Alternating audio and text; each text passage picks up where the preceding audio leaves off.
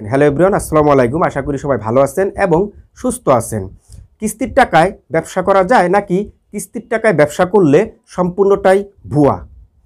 তো আপনাদের মধ্যে যারা এই কিস্তির টাকা নিয়ে ব্যবসা করতে চান, যেমন দেখা গেল চার দোকান দিতে চান, মুদি ব্যবসা করতে চান, কাঁচামালের ব্যবসা করতে চান, অমুক ব্যবসা করতে চান, তমুক ব্যবসা করতে চান, আপনি যেই ব্যবসাটাই করেন না কেন, কিন্তু আপনার নিয়ত হচ্ছে যে আপনি কিস্তি থেকে বা বিভিন্ন এনজিও থেকে টাকা উঠিয়ে বিজনেস শুরু করবেন। তাহলে আপনাকে আমি বলবো যে আজকের এই ভিডিওটি শেষ পর্যন্ত দেখার জন্য, কারণ আজকের এই ভিডিও থেকে আপনার চোখের পর্দা সরানো হবে। তো যাই হোক, আমরা মূল আলোচনাতে ফিরে আসি। তা আমাদের দেশে যারা এই বিভিন্ন কিস্তি থেকে বা এনজিও থেকে টাকা উঠিয়ে বিভিন্ন রকমের বিজনেস করতে চান, তো তাদেরকে আমি ফার্স্ট অফ অল যেই পরামর্শটা দিব সেটি হচ্ছে যে দেখেন, আপনি কিস্তি থেকে কত টাকা উঠাবেন। ধরেন আপনি 1 লক্ষ টাকা উঠালেন বা 50,000 টাকা উঠালেন, কি বিজনেস করবেন? হয়তো বা আপনি একটি চা হোস্টেলের দোকান দিবেন, অথবা আপনি কাঁচামালের ব্যবসা করবেন, অথবা আপনি একটি মুদি ব্যবসা করবেন, অথবা আপনি একটি কাপড়ের ব্যবসা করবেন, তাই না? তো সেক্ষেত্রে দেখা গেল যে আপনি ধরেন, আমি এক্সাম্পল দিয়ে একটি হিসাব দিই, সেটি হচ্ছে ধরেন আপনি 2 লক্ষ টাকা কিস্তি থেকে বা এনজিও থেকে উঠিয়ে বিজনেসটা শুরু করবেন। সেখানে আপনার 1 টাকাও পুঁজি নেই, সম্পূর্ণটাই আপনি 2 লক্ষ টাকা এনজিও থেকে উঠালেন। তো 2 লক্ষ টাকা যে আপনি উঠালেন, এটা 1 বছরে কিন্তু পরিশোধ করতে হবে, এটার ইন্টারেস্ট সহ। তো ইন্টারেস্ট সহ ধরেন আপনাকে 2,30,000 টাকা পরিশোধ করতে হবে 1 বছরের মধ্যে। তো এখন এই 2,30,000 টাকার কিস্তি কত আসতেছে মাসে? ধরেন আপনার 22,000 টাকা। তো 22,000 টাকা যদি আপনার মাসে কিস্তি আসে, তাহলে আপনার এখানে ইনকাম করতে হবে কত টাকা? ওই যে আপনি যে ফার্স্ট টাইম যে 2 লক্ষ ইন্টারেস্ট সহ যে আপনার 2,30,000 টাকা মূল পুঁজিটা নিয়ে যে আপনি ব্যবসাটা শুরু করলেন, এই পুঁজিটা কিন্তু কিছু করা যাবে না, কারণ এখানে যদি আঘাত পড়ে তাহলে আপনার মূল পুঁজিটাই কিন্তু আস্তে আস্তে চলে যেতে থাকবে, তখন কিন্তু আপনি জিরো, ঠিক আছে? এটাকে আপনাকে বুঝতে হবে, এই অঙ্কটা। তাহলে কি করতে হবে? আপনাকে ওই 2 লক্ষ টাকা দিয়ে ব্যবসা করে প্রতি মাসে 22,000 টাকার একটি কিস্তি আপনাকে পরিশোধ করতে হবে। এবং আপনার ওই ব্যবসা প্রতিষ্ঠানের ধরেন ভাড়া, দোকান ভাড়া হোক আর যেটাই হোক না কেন, মার্কেট ভাড়া হোক, ধরেন মাসে 2,000 টাকা। আমি একটু কম করেই দেখাই, 2,000 টাকায় দোকান তো আজকাল খুবই কম মিলে, গ্রাম হলে হয়তো মিলতে পারে।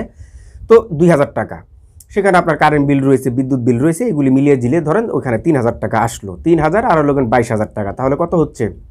আপনার 25,000 টাকা। তো 25,000 টাকা হলে আপনার দেখা গেল যে 1 মাসে পকেট খরচ আছে ধরেন পার ডে 50 টাকা করে ধরি, 1500, ধরেন 2,000 টাকাই। তাহলে 2,000 আর 25, 27,000 টাকা।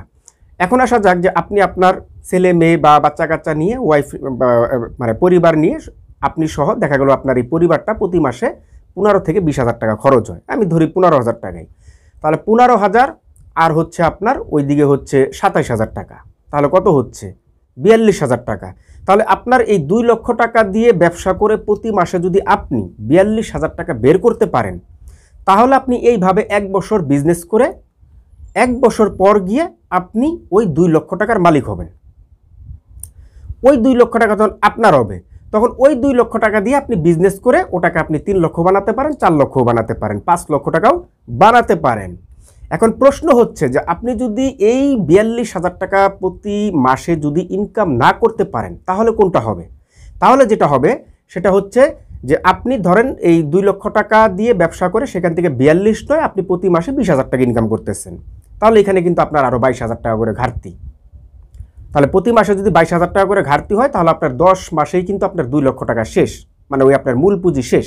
তাহলে 10 মাস পরে গিয়ে কি করবেন? আপনি ওই এনজিওর টাকা তাদের ফিরিয়ে দিলেন এবং আপনিও ব্যবসা রেখে বাড়িতে চলে আসলেন, আপনার আর ব্যবসা থাকবে না। তাহলে আপনি কি চান যে এইভাবে ব্যবসা করার জন্য? আমাদের মধ্যে কিন্তু অনেকেই আমরা এই অঙ্কটা না কষে, আমার নিজের চোখে আমি দেখেছি অনেকেই আপনার এই এনজিও থেকে টাকা উঠিয়ে বিজনেস করে 1 বছর পরে গিয়ে দেখে ব্যবসাও নাই, সেও নাই, কেউ নাই, কিচ্ছু নেই, লাস্টে দোকান বিক্রি করে বাড়িতে চলে যায়। কি করবে? কারণ তার যে মাসিক যে খরচটা, যেটা আমি এতক্ষণ পরে আপনাকে বুঝালাম, এইটা যতক্ষণ পর্যন্ত না আসবে ততক্ষণ পর্যন্ত আপনি এনজিওর নাম নিতে পারবেন না।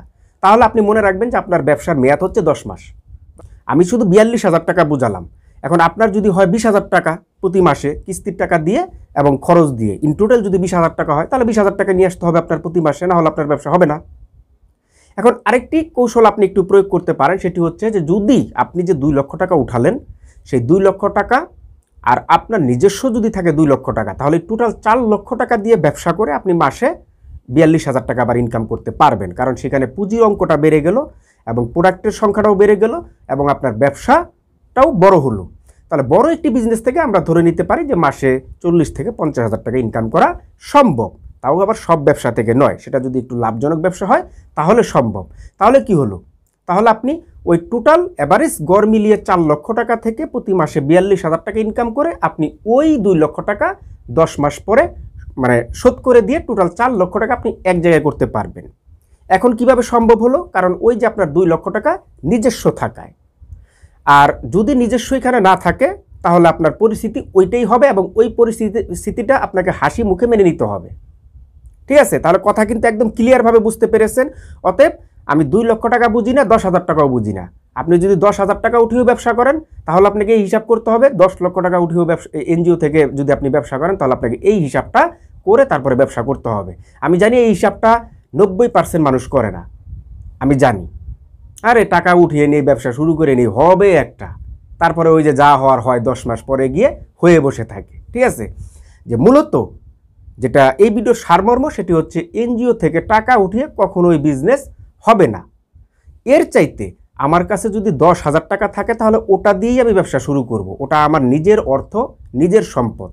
তো আপনাদেরকে আমি রিকোয়েস্ট করব এই ভিডিওটি অবশ্যই একটু শেয়ার করে দেওয়ার জন্য, কারণ আপনি এই ভিডিওটি যদি শেয়ার করেন তাহলে হাজারো মানুষের উপকারে আসবে। তো আজকের এই ভিডিওটি এখানে শেষ করলাম। সবাই ভালো থাকবেন, সুস্থ থাকবেন। দেখা হবে নেক্সট টাইমে সুটেবল একটি ভিডিও নিয়ে।